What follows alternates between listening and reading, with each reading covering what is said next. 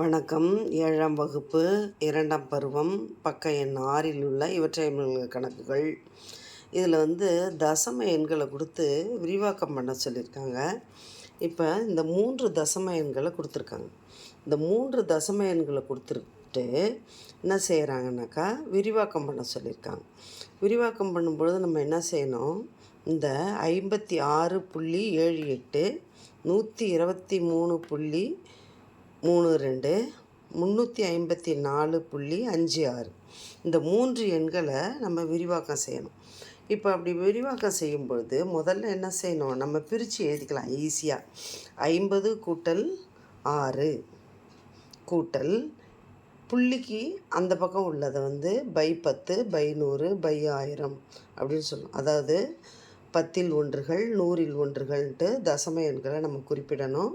அதன் அடிப்படையில் 50 + 6 + 7/10 + 8/100ன்னு விரிவாக்கம் பண்ணிடுறோம்.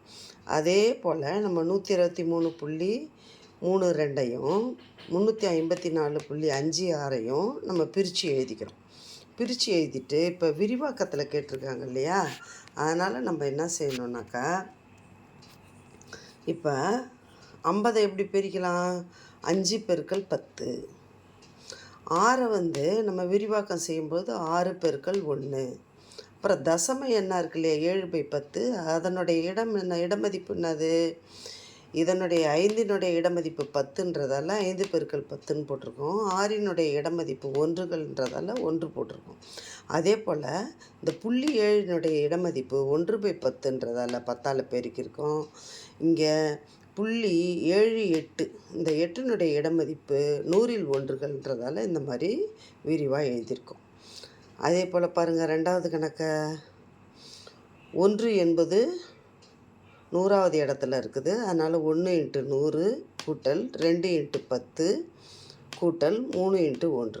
ஏன்னா 1 ஒன்றுகள் இடத்துல 3ம் 10கள் இடத்துல 2ம் 100கள் இடத்துல 1 இருக்குது. அதனால் இந்த வகையில் பிரிச்சுக்கலாம். இது 10இல் ஒன்றுன்றதால அப்போ 3 × 10 1/10. இது 100இல் ஒன்றுகள் இடத்துல 2 இருக்கிறதால 2 1/10ன்னு நம்ம எழுதிடுறோம். 3வது கணக்கும் அதே மாதிரி இருக்கிற எண்ணை பிரித்து எழுதிட்டு அதுக்கு அடுத்தது விரிவாக்கம் செய்கிறோம். அதே போல் 3 என்பது 100வது இடம், 5 என்பது 10வது இடம். பாருங்கள், ஒரு பூஜ்ஜியம் அப்படியே குறைஞ்சிக்கிட்டே வரும். 100கள் 10கள் 1கள், அப்புறம் 10இல் 1 100இல் 1 எளிமையாக நம்ம அழகாக போட்டுடலாம். அதுக்கு அடுத்தது இடமதிப்பு கட்டத்தில் செய்ய சொல்கிறாங்க. 3 எண்களை கொடுத்துட்டு இந்த எண்களையே விரிவாக்கமும் செஞ்சுட்டு அதில் இடமதிப்பு கட்டத்துலேயும் எழுத சொல்கிறாங்க. நம்ம என்ன செய்யலாம், அப்படியே ஒரு பாக்ஸ் மாதிரி போட்டுட்டு 100கள் 10கள் 1கள் 10இல் 1 100இல் 1ன்னு எழுதிட்டு அழகாக 100வது இடத்துல இங்கே ஒன்றும் இல்லை, அதனால் நம்ம டேஷ் போட்டுடுறோம்.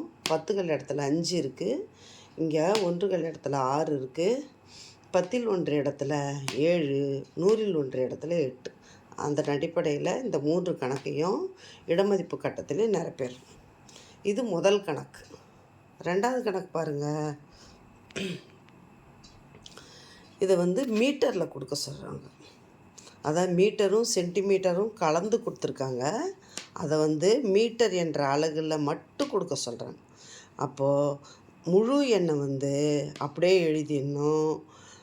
புள்ளிக்கு அந்த பக்கம் உள்ளதை 10இல் 1 100இல் 1 அப்படின்ட்டு எழுதுகிறோம் இல்லையா, அது அப்படியே நம்ம 1 சென்டிமீட்டர் 100 சென்டிமீட்டர் சேர்ந்தது 1 மீட்டர் இல்லைங்களா, அதனால் 100இல் 36 புள்ளிக்கு அந்த பக்கம் இருக்கும். பாருங்கள், 36 சென்டிமீட்டர் என்பதை 100இல் 36 மீட்டர்னு எழுதுகிறோம். இங்கே 50 சென்டிமீட்டர்ன்றதை 100இல் 50 மீட்டர்னு எழுதுகிறோம். இங்கே பாருங்கள், வெறும் சென்டிமீட்டர் மட்டும்தான் கொடுத்துருக்காங்க. 100 சென்டிமீட்டர் சேர்ந்தாதான் ஒரு மீட்டர். ஆனால் இங்கே வெறும் சென்டிமீட்டர் 1 மீட்டருக்கும் குறைவாகவே கொடுத்துருக்கறதால 100இல் 93 மீட்டர் அப்படின்னு கொடுத்துருக்கோம். அதே இந்த மாதிரி 5 கணக்கையும் கொடுத்துட்டு அதை தசம வடிவிலையும் கேட்குறாங்க. அப்போ நம்ம என்ன செய்யலாம், எளிமையாக இந்த மீட்டரில் உள்ளதை முழு எண்ணாகவும் இந்த தசம வடிவில் உள்ளதை தசம புள்ளிக்கு, அதாவது சென்டிமீட்டரில் உள்ளதை தசம எண்ணாகவும் அழகாக நம்ம போட்டுடலாம். பாருங்கள், 7 மீட்டர் 36 சென்டிமீட்டர் என்பது 7.36 மீட்டர். 26 மீட்டர் 50 சென்டிமீட்டர் என்பது 26.50 மீட்டர் அப்படின்னு அழகாக எழுதிடலாம். மிக மிக ரொம்ப எளிமையாக அழகாக செஞ்சிடலாம். அடுத்தது, அடிக்கோடிட்ட எண்ணின் இடமதிப்பு. இதை நம்ம இப்போ எப்படி செய்யறது? இதெல்லாம் ரெண்டும் செஞ்சிட்டிங்கன்னா இது மிக மிக எளிமையாக இருக்கும்.